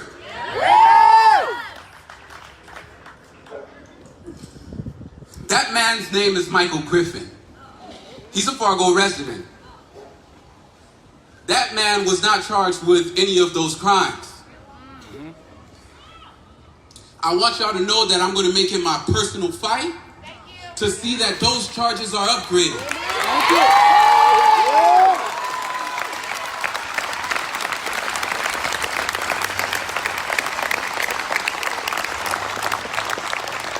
This is also not part of my speech. But there are people who say, oh, that's happening in Minneapolis. That's happening in California.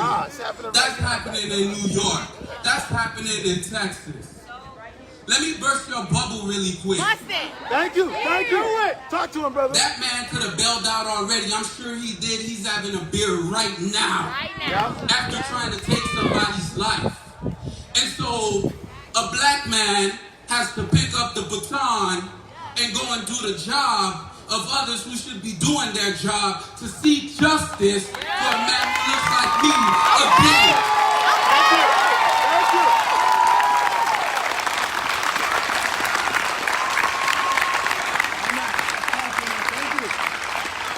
I've heard from sources, they say, well, the reason why the charges are so light so far is because we have to prove intent.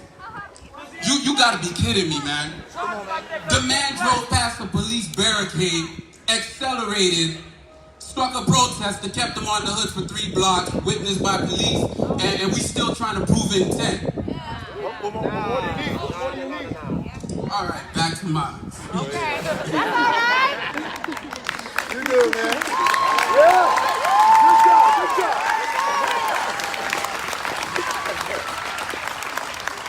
The message condemning the rioting and looting downtown has been astounding.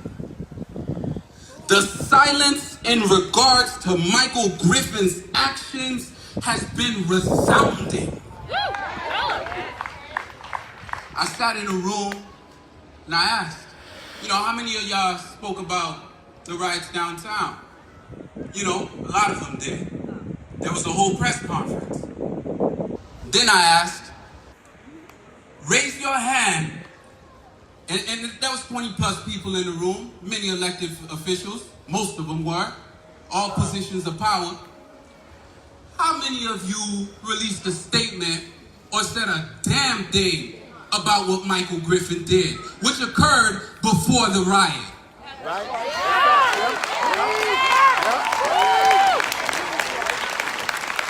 Not a single person raised their hand. And it wasn't just them in the room, but the media. His actions was just a small blurb. And so again, as you look with Ahmaud Arbery, if it ain't for the people to bring light to our plight, it's just not gonna happen. Right. Thank you.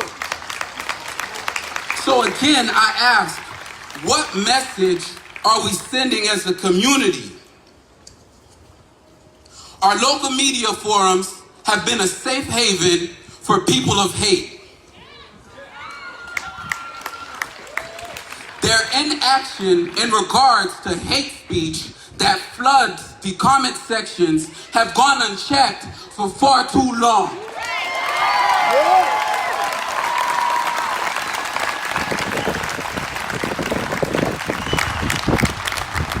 And let me be clear, there is a huge difference between free speech and hate speech.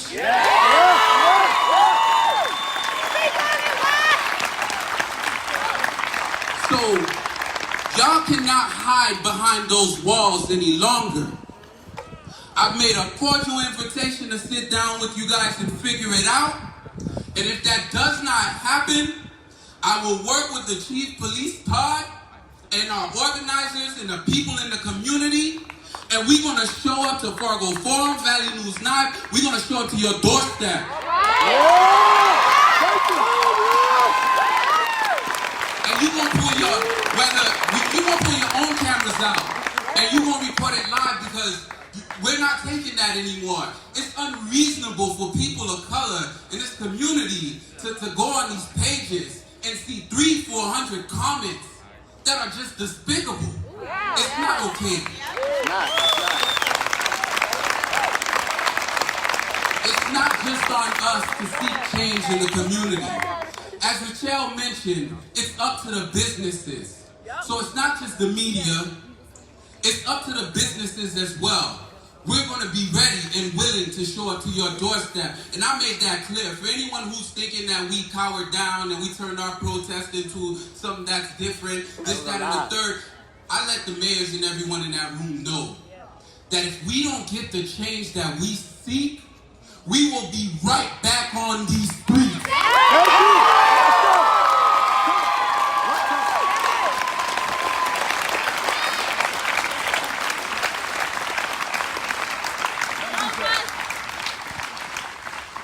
I am calling on the powers that be to do more, to be intentional in their efforts to eradicate hate, to make it known that our city is a place of inclusivity that welcomes all people.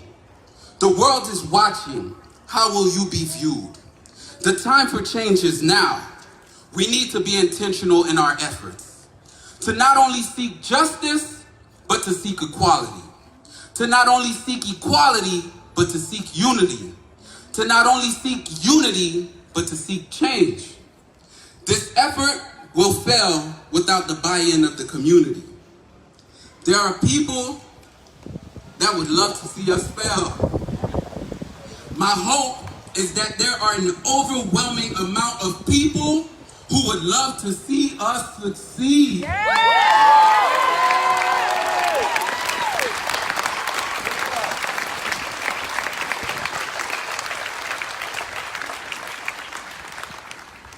History is being written as we speak.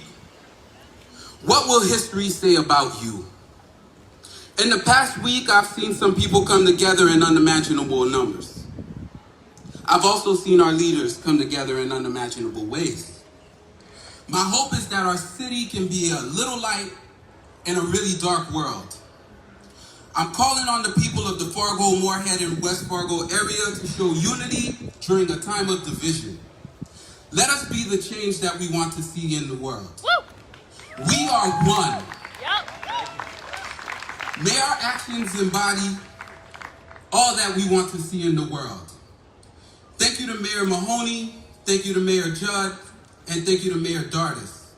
I look forward to working with you to create meaningful change that betters our community. But first, we must start with the underserved and the unheard. And with that being said, long live George Floyd. Happy birthday, Breonna Taylor. Justice for Ahmaud Arbery. Black Lives Matter.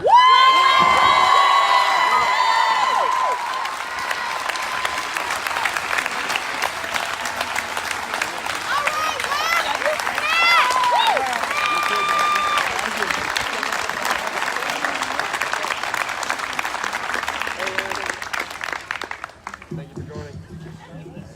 So far, so good.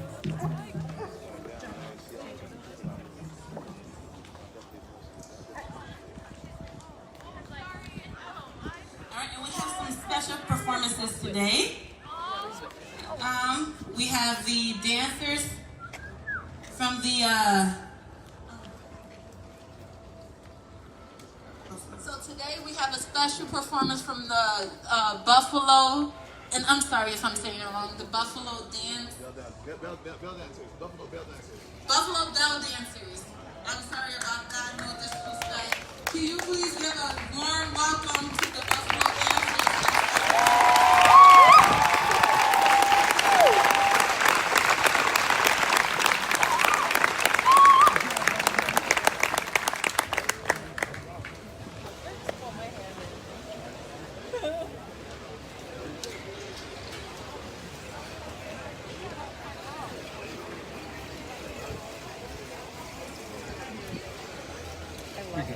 Yes, thank you.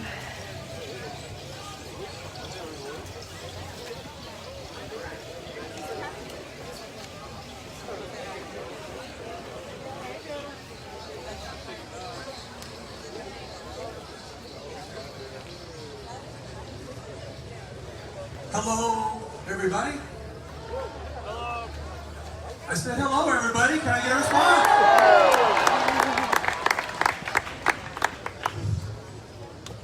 This day is a very good day for our community, the Fargo, Moorhead, and West Fargo areas.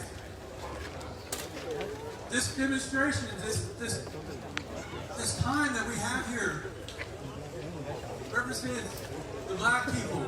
Black Lives Matter.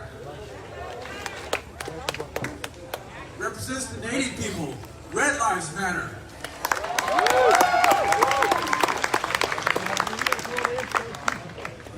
Many of you have heard names in the news. The name downwind should bring him out. There are many things that Native people suffer. Generations, hundreds of years of discrimination. Today we have things going on where men and women and children go missing. No answers. But things are changing. Things like this are helping those causes. I was asked to be here today to sing a song. And this song is the Jingle Dress song for healing. But before we sing that song, we're going to sing a prayer song. And before we go into that prayer song, I'm going to let my daughter, Alexa, tell the story of this dress.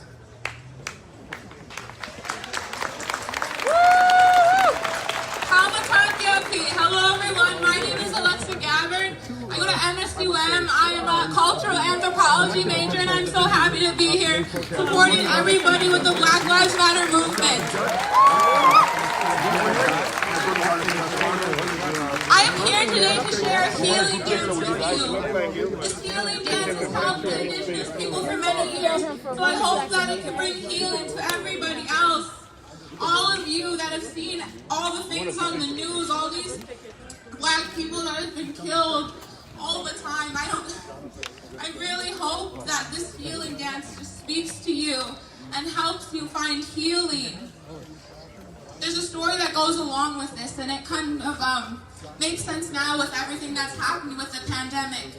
So there was a sickness, and this little girl, she was so sick, and her grandfather prayed, and that night spirits came to him in his dreams, and it told him to go to the women of his tribe and have this dress, make them make this dress, and if you dance with this little girl, she will be healed, and she was. So the Anishinaabe people, they healed people with this dress, and now I hope we can share it all with you. Thank you. Miigwech, Pidamia.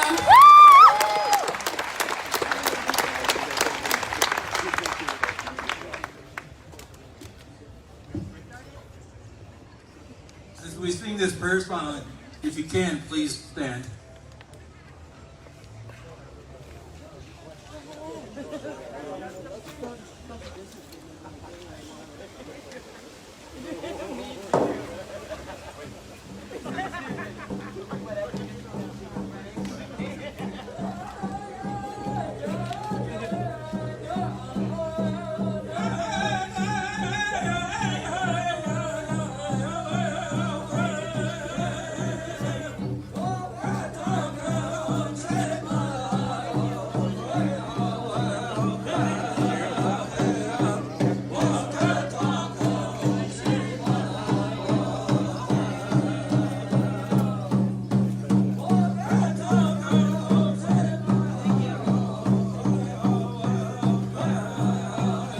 How you doing, brother? Doing great, man. How you doing? Good.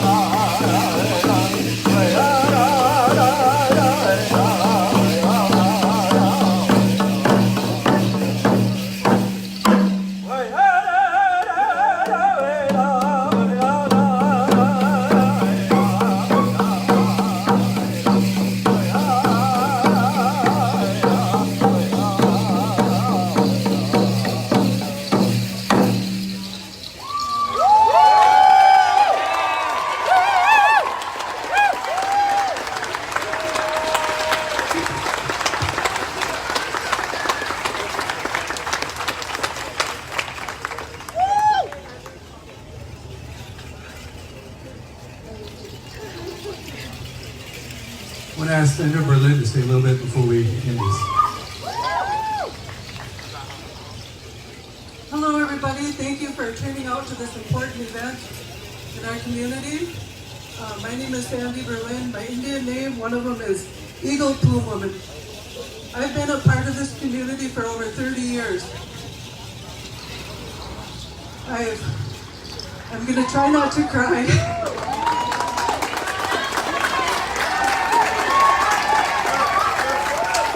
I've raised my children in this community. I have my grandchildren, and now I'm proud to say I'm also a great-grandmother of 2 beautiful children. And 2 of my granddaughters are here. Zebediah, a lot of you know Zeb, he's a leader in the Native community. I just have to say I've done a lot of work, different types of work. I've worked in the Justice Circle. When we had a riot over in Moorhead, I was co-convener for that. We had a civil rights report that was released in 1999. So I got to meet a lot of good people in the community. Thank you. Thank you for your work. Thank you. I guess one of my dreams too was to bring it over here to Fargo since I've lived here for so long. Yeah. Probably next to my family, to my children, and this big family that I have, the work that I've done that really I hold close to my heart. I've worked with the justice system, and I also worked for, I don't even know how many years, but with the homeless community in Fargo, Moorhead. Yeah, that's good. I've known many of the people that slept out in this park, those that lived and died under the bridges. And that's not done today. I drove this morning and I wanted to stop because there was 2 Native American men walking down the road, and they were hot and they were tired, and my guess they didn't have a place to go. So it really is heartwarming to see the community come together like this. In the Native community, somebody told me long ago, one of the elders, she told me, Sandy, don't get political. Fortunately, I have faith. I'm grounded in my faith, and I pass that on to people in the community. And Amen. One of the sad things, I think, is that right now, once again, we're without a sweat lodge. That was closed. That's something that we need. You look at the medicine wheel, the things that we need, that we have been taught and lived by, the medicine wheel, it's red, yellow, black, and white. And we use that as we heal, as the programs that I put together within the Native community was mental, emotional, physical, and spiritual. Right now, as a Native community, we don't have a place to go. We don't have our sweat lodge. Fortunately, we've been, I guess that's how we have existed throughout the years, when our sweat lodges were outlawed and not legal until 1978. So in the books it's been legal, but the mentality has not changed. That's wrong. That's wrong. You know, when I watch what's going on now across the country and what happened with George Floyd, it just broke my heart. I couldn't believe, you know, what was going on. But then again, I reflected looking back at some of the people that I've helped in this community. You know, I've seen, I've witnessed many injustices, not only to the Native community, but to other people out in the community. People that I work with, I see people making comments or making faces at them. And it's just, you know, I've seen people do that to a little boy. You know, it's like, why are you doing that? All lives matter. Black lives matter. Thank you. Thank you. Yeah. Be the truth. So I just want to say thank you, and I, you know, just pray that we can keep coming together, come and talk about these things. We need to make changes, that we have judges that will listen, police officers, attorneys available. Yeah. You know, there's so many injustices out there, so we need to look at the systemic change, you know, in all of this area. So I thank you, and I'm so thankful. Amen, and thank you. We have a strong Native American community, even though we don't have a place to go. We come together in our faith. Amen. And we will continue to have. I just wanted to let people know that AIM, the American Indian Movement, they're just celebrated 50 years. 50 years. We got, I want to say thank you to everybody.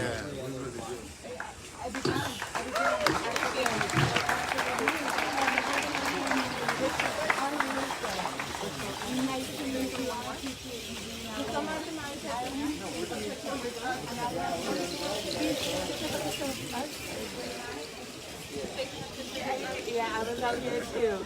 I was in Minneapolis and then came right to this one, and I was trying to stop the dumb stuff, but you know.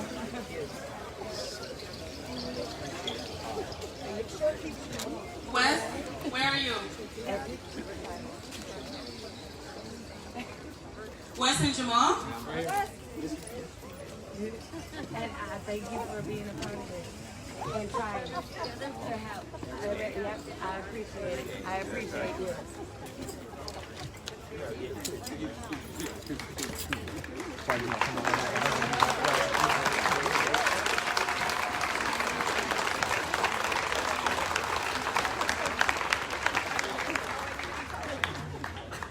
Here, step right here.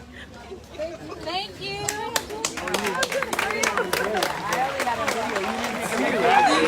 So we know music to our heart. So we're going to join together as a community. And I have some wonderful ladies here that's going to lead us in a great song that's going to bring all of us together.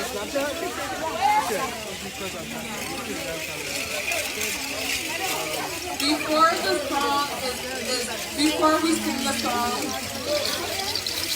and let everybody know, thank you guys for coming, thank you guys for participating, thank you guys for allowing us to have such a difficult conversation and acknowledging that we have a problem, and the only way to work through the problem is having the conversation and acknowledging the conversation, acknowledging the problem, but working towards a solution.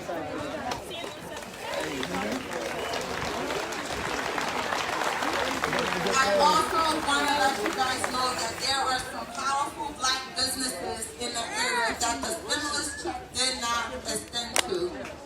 And I want you guys to visit these black businesses here in the area. We have the Spice Grill that is in Moorhead. It is an African business. They sell African food, gourmet, and it's next to the Moorhead Mall.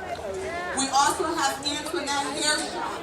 She sells hair, she fixes hair. Please make sure you visit her hair shop in this time. We also have Santa Hair Shop that is next to the motor vehicle registration place. Please make sure you visit there as well. We have Club Africa. If you want to change your taste bud to the type of music, please make sure you visit that place as well. We have great business owners and entrepreneurs that are black owned. If you know any more, share it with your neighbor.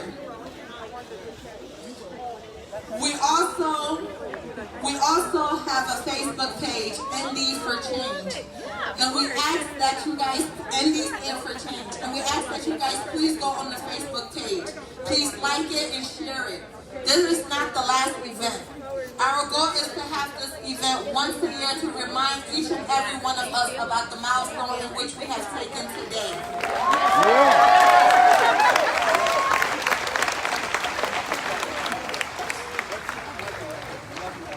And I just want to say, again, there are people in this community that would hate to see us succeed. They're looking forward to finding something to silence our voice today. So as you guys leave here, please be vigilant, and the people around you, man, please just get home safe. If you see anybody trying to do anything or start something, man, please don't just lay there or stay there, man. Speak up, because please keep in mind, man, whether it's a white person or a black person that does the damage, it doesn't matter. It's going to be the black community that's going to bear the burden of that. So man, please, if you love your black and brown people, man, stand up for us. Like y'all have to stand up for us, man. And it starts by portraying us in a better light, man, and not allowing the media to take false narratives and terrible stories and just running with them. So please, man, if you see someone trying to start something, like, we are not against Fargo PD. We're like meeting with these people constantly. You know, we're spending time with them. We planned with them today. Like, I have a cop assigned to me that if something starts right now, I'm gonna be in a patrol car and out of here. That's how close we are with them, man. We do not. My brother is a commander in a police department in Miami. So to hate the cops would mean I would hate my brother and I would hate my blood. And I cannot do that, all right? Because they are people too. They are people too, man. And it's just that, again, the burden is on the people to bear the burden of doing the work. But if that's what we got to do to see a better America, then that's just what we're going to have to do. But please, just stay friendly, keep your eyes open, and let's get everybody home safe. And the media will not have a choice but to say, yo, the people came together, they celebrated, it was amazing, and they went home.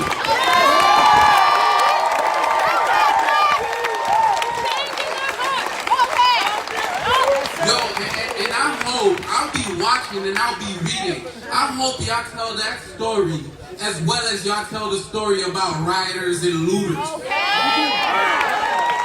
I already know that the online engagement is not going to be the same, but I at least hope that y'all can tell the story that something beautiful happened here today. Not just in North Dakota, but in the entire damn universe, yo. This was amazing. This was amazing, man. This is the energy that we need, not only to change Fargo, but to change the entire world.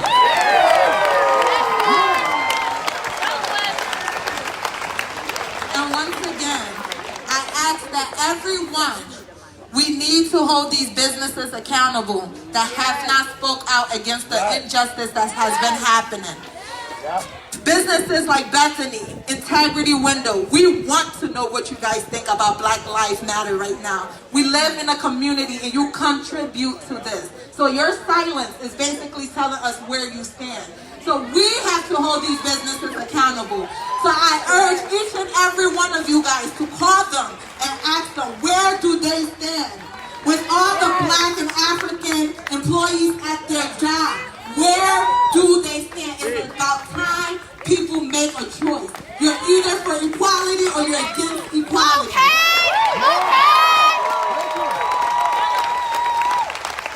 There's a lot of people that contributed and donated today towards this event.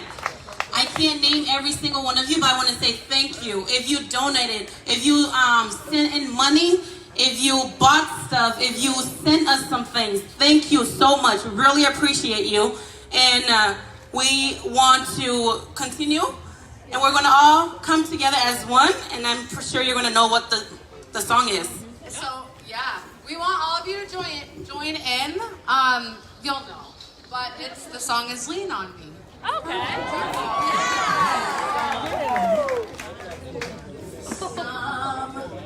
Sometimes in our lives, we all have pain. We all have sorrow. But if we are wise, we know that there's always tomorrow. Lean on me when you're not strong. I'll be your friend. I'll help you carry on. For it won't be long till I'm gonna need somebody to lean on. So just call on me, brother, when you need a hand. We all need somebody to lean on.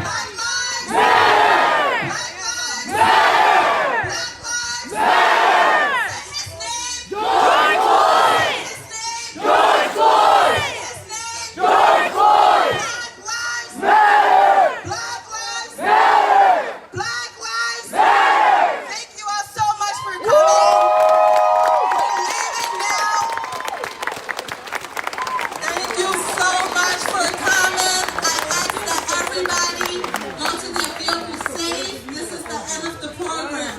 Like I said, we must do this every single year in remembrance. So please, I look forward to all the changes that this year will bring for us to celebrate it next year. Go to your vehicle safe. We are not going to lay around and anything. We're done.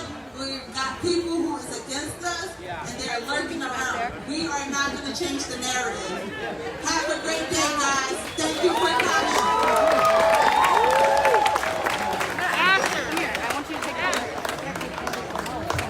What's up?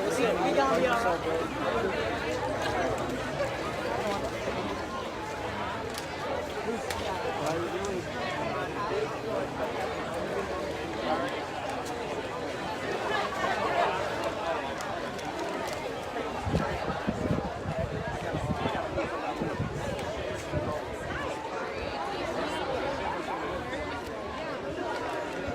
How you doing?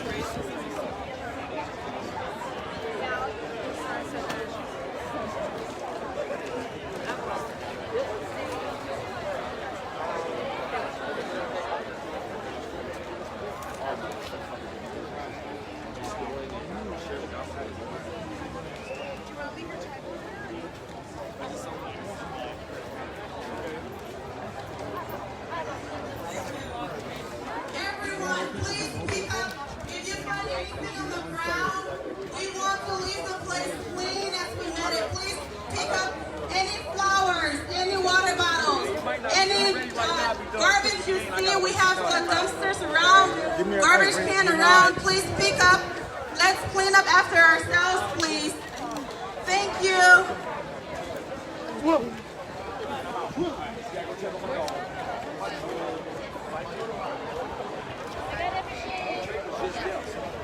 Y'all good?